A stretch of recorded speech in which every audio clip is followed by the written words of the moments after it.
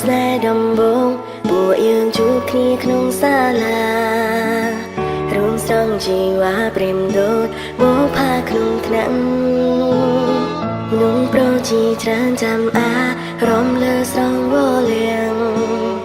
តែអូនបែរធ្លាក់នៅក្នុងអន់លងស្នេហ៍បងអូនព្រៀបដូចជាអិនពូនយ៉ាងដល់អស្ចារ្យតែងឈរក្រោយអេមរាឲ្យកម្លាំងចិនបង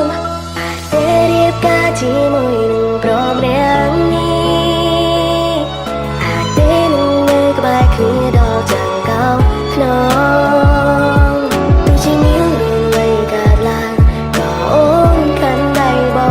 ងហើយឆ្លងអងសាំងគ្រប់យ៉ាងពីពេលនេះតទៅអាចទេសុំធ្វើជាមិន100ឆ្នាំ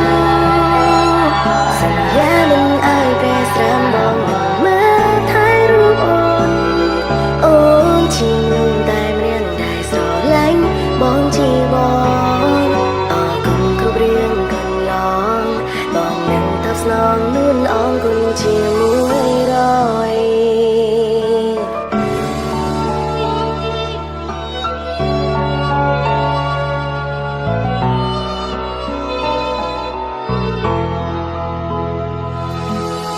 មានរឿងជាច្រើនដែលពួកយើងឆ្លងកាត់នឹងគ្នា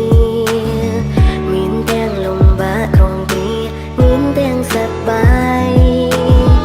ទាំងមានបានคล้ายជាអនុស្សាវរីយ៍ដ៏មានន័យដែលបងនឹងស្រីបានពុំពីដល់ថ្ងៃនេះអូនព្រៀបដូចជាអិនពូនយ៉ាងដ៏អស្ចារ្យតែងឈរក្រោយអេមរាឲ្យកម្លាំងចិន